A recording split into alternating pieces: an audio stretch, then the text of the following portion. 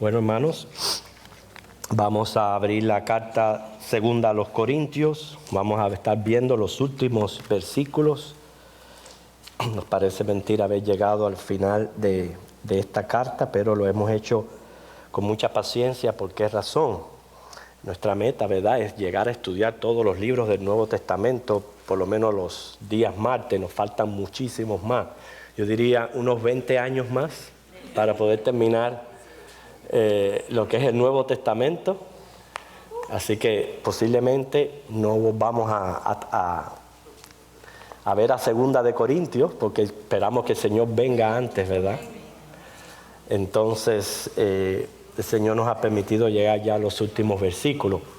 ¿Cuánto tiempo nos tomó, hermano? Unos 17 meses y algunos días. 17 meses. Sí, pero hay que tomar en cuenta que a veces que no se puede dar clase. Sí, pero bueno. 17 meses nos tomó estudiar la segunda carta a los Corintios. Y les quiero confesar algo.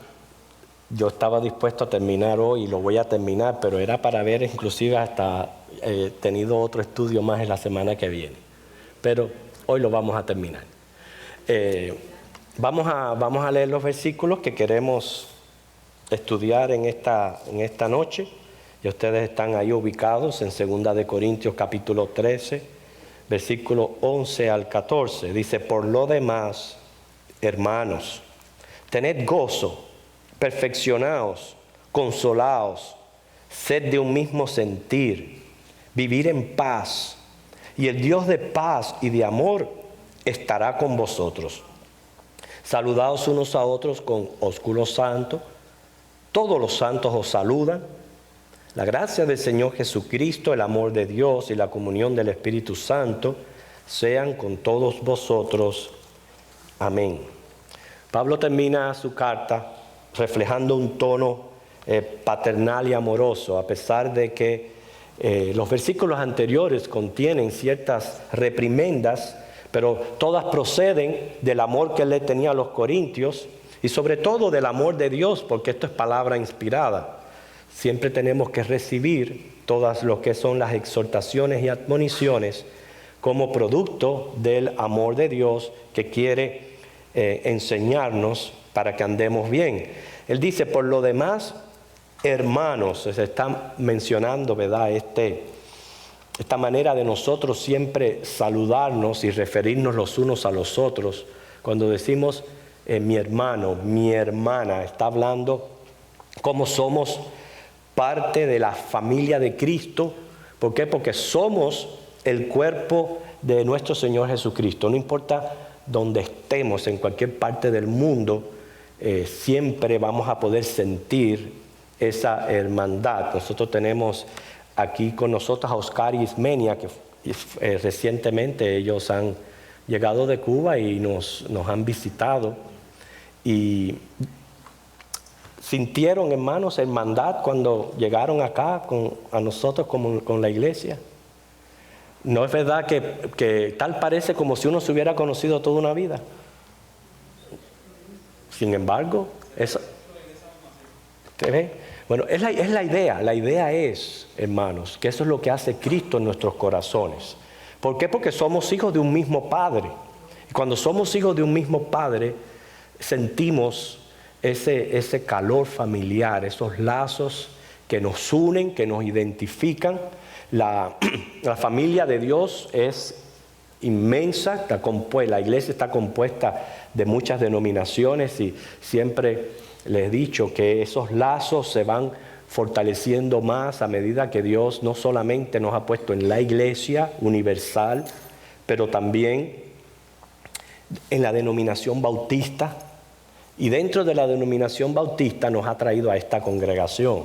Entonces eso hace que nuestros lazos de hermandad sean aún más fuertes. Y tenemos a nuestro hermano mayor, que es Jesucristo. Es precioso para mí la idea de que mi Dios, mi Señor, mi Rey, me diga hermano a mí. O sea, Él me trata a mí como un hermano. Vamos a leer Hebreos capítulo 2, versículo 11 al 13. Hebreos 2, 11 al 13. Donde el Señor dice que no se avergüenza de llamarnos hermanos. Porque el que santifica y los que son santificados de uno son todos, por lo cual no se avergüenza de llamarlos hermanos, diciendo: anunciaré a mis hermanos tu nombre, en medio de la congregación te alabaré.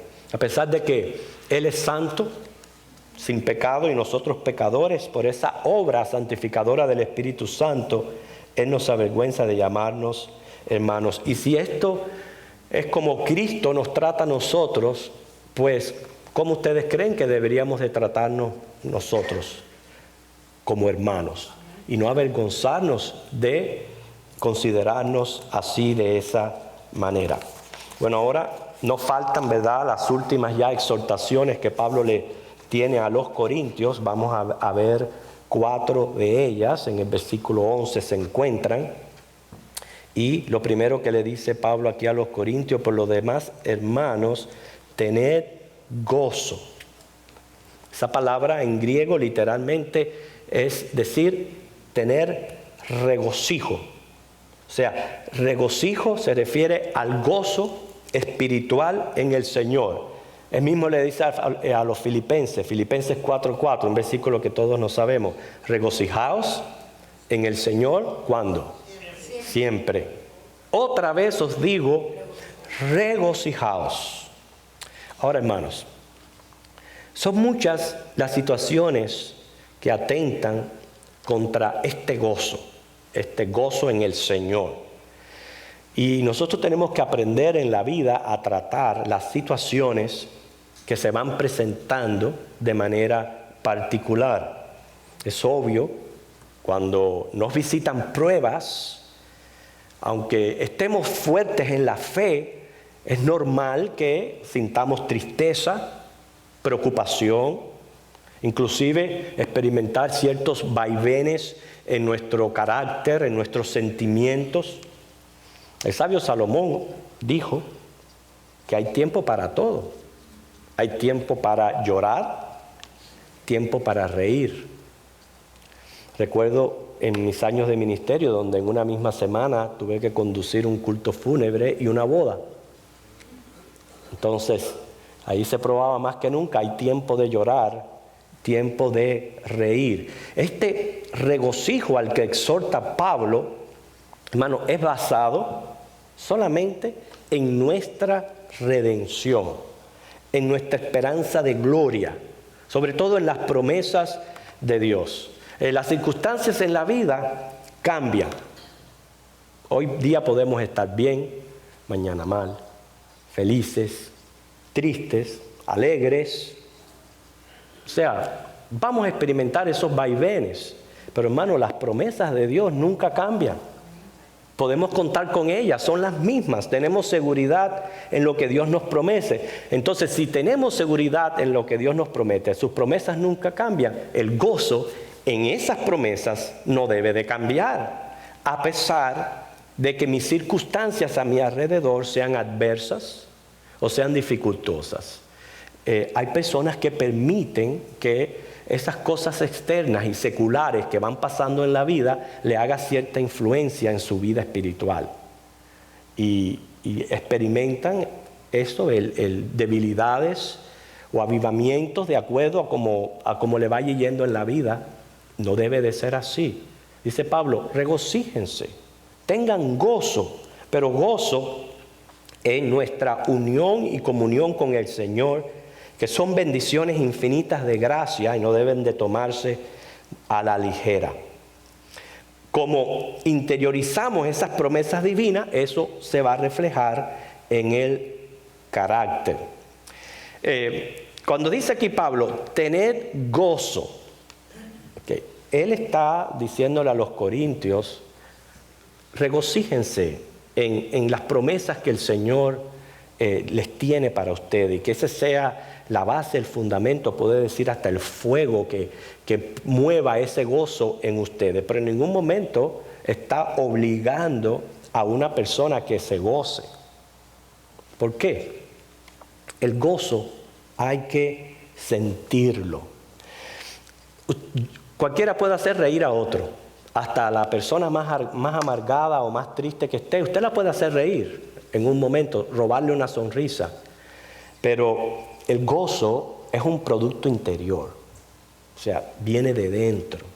Y por eso que sí, la exhortación que Pablo les está diciendo, pongan su gozo en la razón correcta para que ustedes vean que lo van a poder tener y lo van a poder manifestar. Si yo voy a regocijarme de acuerdo a lo que me esté ocurriendo en mi vida, imagínense, entonces nunca hubiera gozo.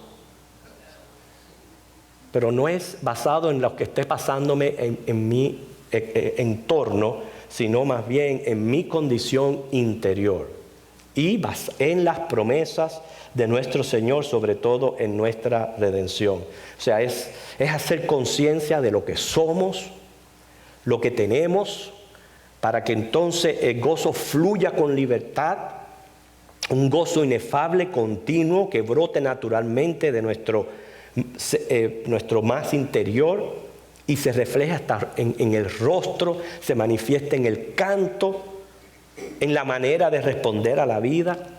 Ese es el gozo que Pablo está hablando aquí. Imagínense qué bien yo hago si uno le dice a las personas: canten, gócense. ¿Qué bien es ese? Ninguno. Hermano, eso tiene que surgir de adentro y no dejarnos verdaderamente robar ese gozo. ¿Sabe qué sucede? Cuando uno no está bien con Dios, entonces permite que esos gozos los robe el enemigo. Y eso es lo que muchas veces sucede, que permitimos eso. Entonces se culpa a la iglesia porque no mueve las masas. No me refiero por masa no me refiero a la gente, a las masas del cuerpo. Piensan que el gozo tiene que promoverlo la música. No es así. Una cosa es cantar alegres en nuestros corazones, pero yo no me estoy refiriendo ni al estilo de música, ni a la manera que cantamos, sino a lo que hay dentro de mi interior. Si yo me gozo con un himno, con un cántico espiritual, con un salmo, con cualquier letra, porque es que eso está dentro de mí, es producido por las promesas en el Señor. Entonces, una de las primeras cosas que aprendemos aquí cuando dice Pablo, tener gozo, no es que le estás obligando a hacer algo ficticio, algo que no sientan, sino más bien les está ayudando a entender que tenemos suficiente razón para regocijarnos siempre. No en lo que esté pasando a mi alrededor, sino en las promesas de Dios. Las promesas de Dios no cambian, mi gozo no tiene que cambiar. Yo puedo estar muy triste por la pérdida de un ser querido. No por eso tengo por qué dejarle de cantar a mi Dios o a mi Señor. O sea, hay que aprender a poner las cosas realmente como son, a tratarlas según se van presentando, pero que nada de eso haga influencia en mi comunión con el Señor. Lo segundo que Pablo aquí le exhorta a los corintios, dice, perfeccionaos. Interesante que la Biblia, ahí en Hebreos capítulo 10, el versículo 14, dice, con una sola ofrenda hizo perfectos para siempre a los santificados. Hizo perfecto para siempre a los santificados. Bueno, ahí Hebreo se está refiriendo a la obra justificadora de Cristo en la cruz. Ese sacrificio fue perfecto. Fue una obra consumada en su totalidad. No necesita añadidura. No le falta nada. Todo lo que Dios requería para nuestra justificación Jesucristo lo logró en la cruz del Calvario. Y por eso es que en esa obra han sido perfeccionados para siempre los santificados. Se está refiriendo a esa obra de justificación que cada uno de nosotros tiene que rendirle cuentas a Dios. O se le rinde particularmente, o se le rinde teniendo a Jesucristo como tu justificador. Pero ya esa obra en nuestro lugar ha quedado perfectamente consumada. Por eso nosotros no creemos en misas y no creemos en otras cosas que hacen la gente que no se dan cuenta que están desvirtuando la obra de Jesucristo en la cruz. No rezamos por los muertos para que salgan de purgatorio ni nada de eso, porque entendemos que ya la obra de Cristo fue perfecta. Y esta obra de Jesucristo también está proyectando el futuro de lo que va a suceder con nosotros el día que seamos arrebatados de este mundo. Vamos a recibir un cuerpo glorificado, un cuerpo sin pecado, un cuerpo perfecto por la eternidad. Y eso es gracias a la obra de nuestro Señor Jesucristo. Entre tanto que estamos esperando ese glorioso momento, la Biblia nos dice, perfeccionaos. Yo no puedo decir que soy perfecto. Es más, si lo hago, posiblemente sea la peor de las imperfecciones. Porque entonces, según 1 de Juan 1:10, hago a Dios mentiroso. Hago a Dios mentiroso. Yo no puedo decir soy perfecto. Entonces, si no soy perfecto, yo tengo que velar, detectar aquellas cosas que yo tengo que cambiar y no enojarme cuando somos reprimidos por algo, sino todo esto recibirlo que viene del amor del Señor. El término utilizado en griego indica para perfeccionaos, reformaos. O sea, corregir los males que aún prevalecen en nosotros. ¿Qué me está diciendo? No conformarme. No resignarme diciendo, ya yo soy así. Nadie me va a cambiar. O negarme a hacer cambios pertinentes para nuestra santificación. Hay veces estamos tan acostumbrados a ciertos malos hábitos o ciertas malezas en nuestro carácter que cuando nos vemos actuando de manera diferente nos parece extraño a nosotros mismos. Pero ¿sabe qué? Eso es lo que debe de suceder en la vida del creyente.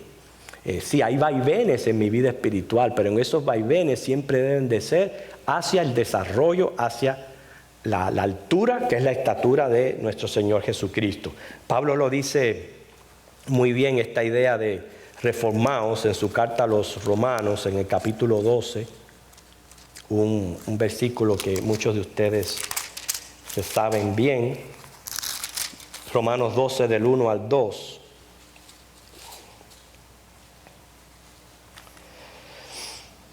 Así que, hermanos, os ruego por las misericordias de Dios que presentéis vuestros cuerpos en sacrificio vivo, santo, agradable a Dios, que es vuestro culto racional. No os conforméis a este siglo, sino transformaos por medio de la renovación de vuestro entendimiento, para que comprobéis cuál sea la buena voluntad de Dios, agradable y perfecta. Ahí entendemos cuando Pablo dice, perfeccionaos. Que no quiere decir que ni soy perfecto, ni lo llegaremos a ser mientras que estemos en este cuerpo, esperando por el cuerpo de gloria. Pero el hecho de que no sea perfecto o que no lo llegue a ser, no significa que yo me conforme, me resigne o deje ya de luchar por ir logrando estos cambios que yo sé que tienen que ocurrir en mi vida. Y la manera de hacerlo es transformados por medio de la renovación de vuestro entendimiento en cuál es la voluntad de Dios. ¿Por qué es tan importante tener gozo, perfeccionados? Porque cuando vivimos en una hermandad en Cristo, en una sociedad de creyentes, Hermano, lo que somos afecta a los demás. Claro que sí, afecta. Cuando mejoramos nuestro carácter y conducta, mejoran inmediatamente nuestras interrelaciones con los demás. Por eso reformar es modificar con el fin de mejorar, no conformarnos con lo que somos. Así que no vuelva a decir, no, a mí nadie me cambia. No, porque ya yo nací así y nadie me puede cambiar. No es verdad. Es cierto, hay patrones de conducta que se aprenden y crea hábitos difíciles de cambiar, patrones de conducta. También existe lo que es el temperamento, que varía en todas las personas, a pesar de que están definidos en 4 aspectos. El temperamento tiene ciertos elementos genéticos y también elementos que son influenciados, aprendidos y adquiridos por el ambiente en que yo vivo. Eso influye mucho en el temperamento. Por eso es que los matrimonios, se dice que los primeros 7 años son los más turbulentos. Cuando un matrimonio ya pasa esa cantidad de años, comienza a ver los cambios. ¿Por qué? Porque al unirse esta pareja, vienen trayendo los temperamentos que fueron formados en sus diferentes medios de ambiente y obviamente sí, están enamorados, hay mucho amor, pero chocan, pero al pasar el tiempo, ese nuevo ambiente que están creando va formando en ellos nuevos caracteres, se van adaptando más y hasta se llegan a parecer. Mira a mi esposa cómo se parece a mí.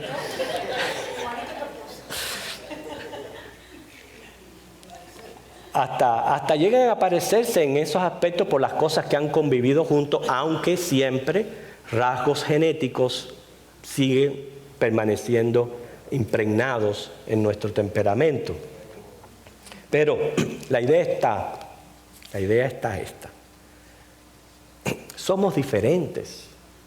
Vinimos de diferentes etnicidad, cultura. Mira, yo me maravillo, aún siendo nosotros todos hispanos, en esta iglesia tenemos 14 naciones representadas. 14. Y yo me maravillo cómo aún hablando español hay ciertas palabras que para unos es ofensivo, para otros no. Y vemos la gran diferencia que hay aún entre nosotros los hispanos. No solamente en ese aspecto, repito, también en lo que es temperamental. Y si en nuestros núcleos familiares, en nuestros hogares, no dejan de resultar a veces problemas, sean grandes o pequeños, ahora imagínense en una congregación de tantas personas. Por eso es tan importante el gozo, pero también este perfeccionamiento, porque esto va a impactar la comunidad a la que Dios me ha llamado a ser parte. Porque congregarnos es voluntad de Dios, fue orden de Él. Uno dirá, bueno, cualquiera pudiera llevar a cabo su vida cristiana en su hogar, adorar, alabar a Dios como Él, a su manera, y evitaría quizás circunstancias y problemas que se presentan cuando uno trata con las demás personas, pero no es la voluntad de Dios. La voluntad de Dios es que nos congreguemos. La voluntad de Dios es que viviendo en una comunidad de cristianos podamos ir mejorando nuestras virtudes. Porque si imagínese que usted vive en su casa con 1 o 2 personas, tendría que perdonar solamente a 1 o 2 personas en el curso de su vida. Pero aquí hay que perdonar a 100. Entonces uno crece en virtudes cuando uno vive en sociedad y se sirve unos a otros, y esa es la idea. Pero hay que entender que lo que somos afecta la iglesia. Alguien dijo, y ahora voy a compartir algunos pensamientos. Los pensamientos afectan la personalidad. Llega a conformar el carácter. El carácter regula las acciones. Las acciones se convierten en hábitos. Los hábitos en costumbres. Entonces se traza la senda por donde caminamos y terminan siendo difíciles de cambiar. Todo empezó con los pensamientos. David Hawkins dijo: todo pensamiento, acción, decisión o sentimiento crea un remolino en los campos de energía de la vida que se entrelaza. En este universo interconectado, cada mejora que efectuamos en nuestro mundo privado mejora el mundo en general para todos. Y otra persona escribió: si hay rectitud en el corazón, habrá belleza en el carácter. Si hay belleza en el carácter, habrá armonía en el hogar. Si hay armonía en el hogar, habrá orden en la nación. Si hay orden en la nación, habrá paz en el mundo.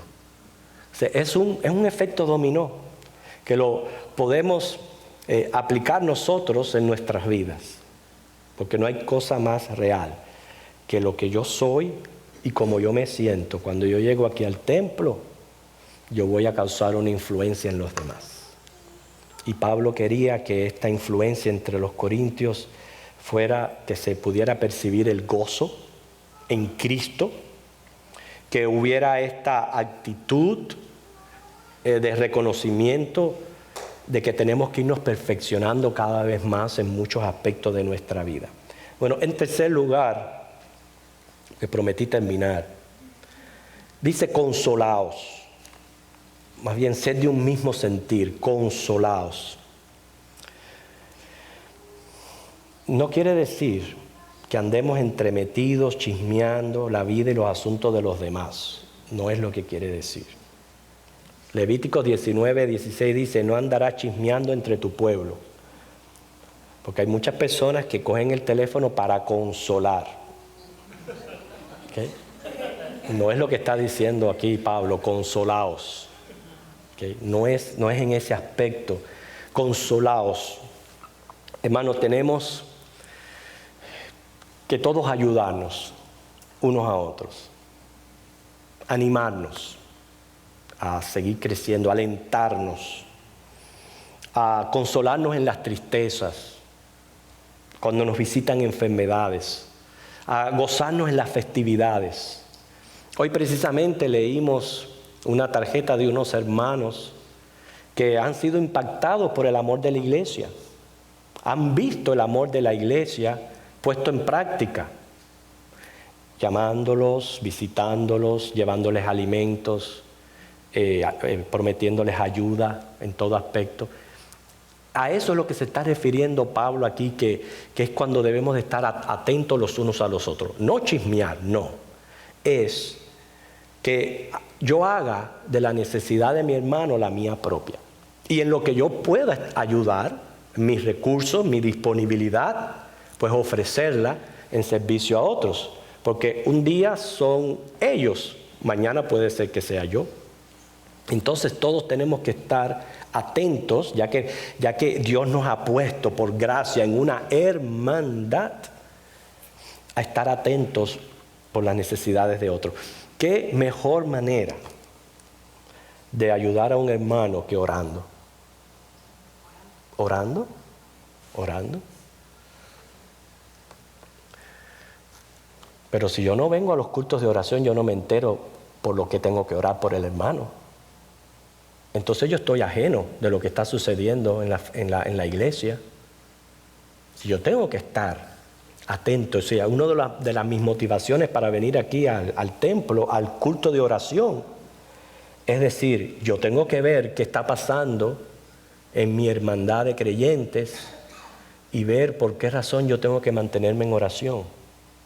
Esa es una de las maneras de irnos consolando unos a otros e irnos ayudando.